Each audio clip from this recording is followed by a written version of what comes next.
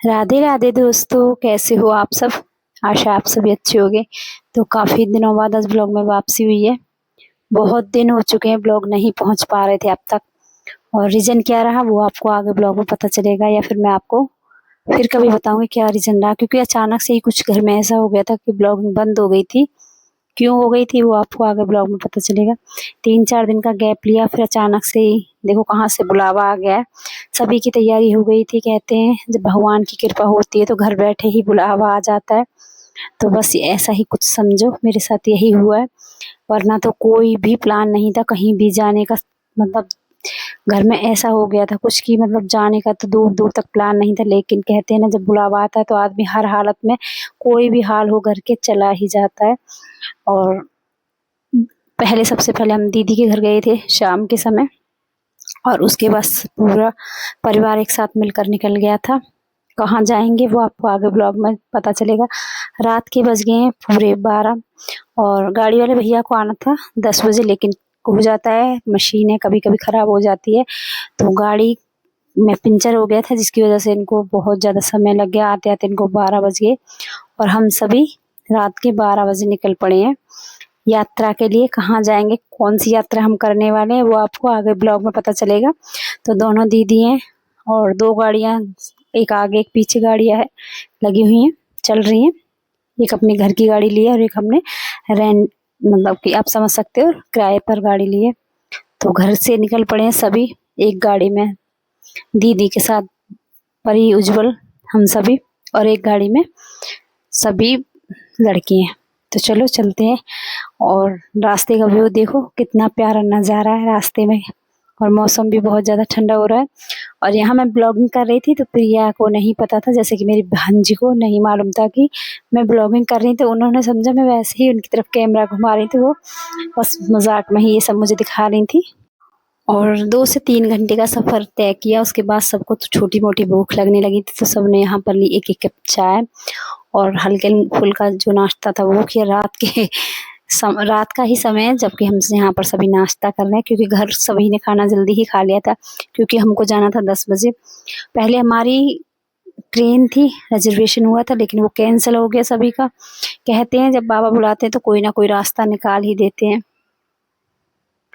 तो इसलिए हम रिजर्वेशन ना होते हुए फिर अचानक से हमने गाड़ी तैयार कर ली, गाड़ी को बुक किया और निकल गए अपने सफ़र के लिए। तो यहाँ सभी ने सैंडविच और चाय का नाश्ता किया, जिसको भी खाना खाना था खाना खाया।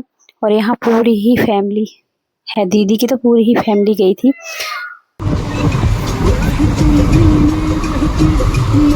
और रास्ते का नज़ारा देखो। आजकल छुट्टियाँ पड़ी हुई हैं तो हर कोई अपने परिवार के साथ निकल गया है घूमने के लिए। कोई कहीं जा रहा है, कोई कहीं जा रहा है।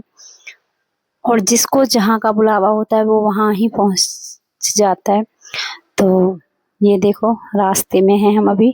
फ़िलहाल अभी नहीं पहुँचे हैं, समय लगेगा, क्योंकि 6 से 7 घंटे का सफ़र है। इतना समय लग ही जाता है, क्योंकि बच्चे साथ होते हैं तो रुकते रुकते ही चलते हैं। क्यों कहीं पर नाश्ता कर लिया, कहीं पर कुछ हल्का फुल्का खा लिया, और बस चल रहे हैं अपनी सफ़र की तरफ। देख, आप ब्लॉग में पूरे बने रहना, आपको मैं दिखाऊंगी हम कहाँ पहुँच गए थे। क्योंकि सुबह के जो 4 बजे थे तब तक हम पहुँच गए थे। रात 12 बजे निकले थे, सॉरी 12 बजे निकले थे। सुबह के 4:30 या पौने 5 का समय, देखो कितना अच्छा व्यू है। पहुँच गए थे। यहाँ पहुँच कर सबने पहले चाय पी, क्योंकि अभी सफ़र बाकी है।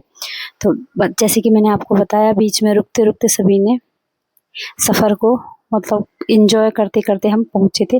तो बस यहाँ सभी ने एक बार एक एक कप चाय पी सुबह के मौसम में, ताकि सभी की आंखें खुल जाएं। चाय पीकर सभी की आंखें खुल ही जाती हैं। हल्का फुल्का नींद का झोंका भी आता है, तो बस वो भी दूर हो जाता है। चाय लेने के बाद फिर चल दिए अपने सफ़र की तरफ। और इतने सुंदर सुंदर वादियों में बहुत ही सुंदर नज़ारा, ये देखो पहाड़ों के बीच।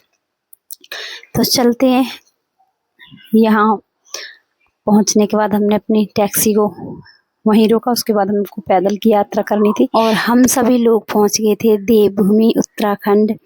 और यहाँ का नज़ारा इतना सुंदर, इतना प्यारा था। और ये है देवभूमि उत्तराखंड, ऋषिकेश का नज़ारा।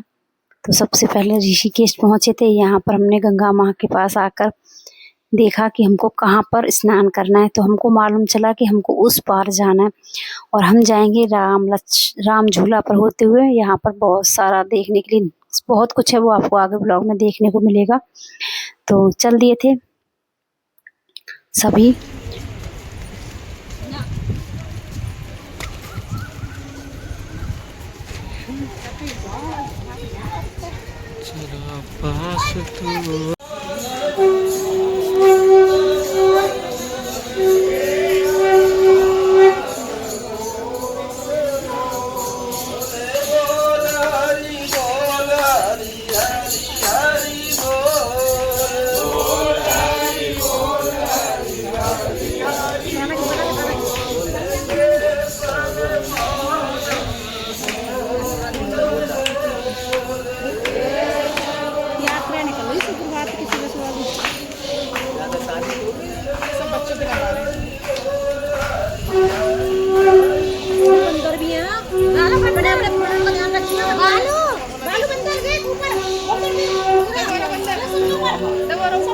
और सुबह सुबह 5 बजे प्रभात फेरी निकल रही है, तो उसका भी आपको मैंने दिखाया। कितना सुंदर राम नाम का नाम जाप हो रहा था, इतना अच्छा लग रहा था यहाँ ये सब देखकर सुनकर।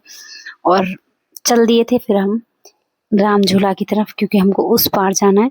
तो चलिए आप सभी को मैं एक बार राम झूला पर चलते हुए दिखाऊंगी, वहाँ की आवाज़ें सुनवाऊंगी। कितना अच्छा लग रहा था, थोड़ा थोड़ा डर भी लग रहा था क्योंकि वो झूला हिल भी रहा था हल्का हल्का, और हवा इतनी ज़्यादा तेज़ थी।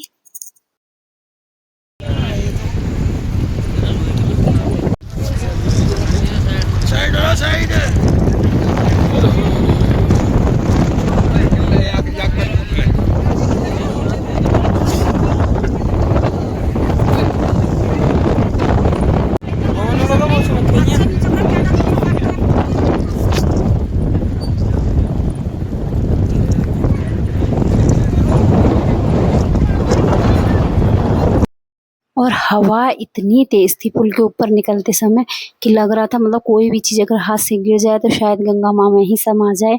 यानी कि जैसे कि मोबाइल, क्योंकि बहुत ऊंचे से मोबाइल, अगर मैं आपको ज़्यादा व्लॉग दिखाती तो मुझे बहुत ज़्यादा डर लग रहा था कहीं मेरे हाथ से मोबाइल ना छूट जाए, कहीं गिर ना जाए। तो इसलिए मैंने पुल के आसपास की ज़्यादा वीडियो नहीं बनाई है। उसके बाद पहुँच गए थे घाट पर, सभी ने स्नान कर लिया है, तो यहाँ मैं और दीदी भी स्नान कर लेते। फिर मिलते हैं अगले ब्लॉग में, बाकी का ब्लॉग आपको आगे मिलेगा।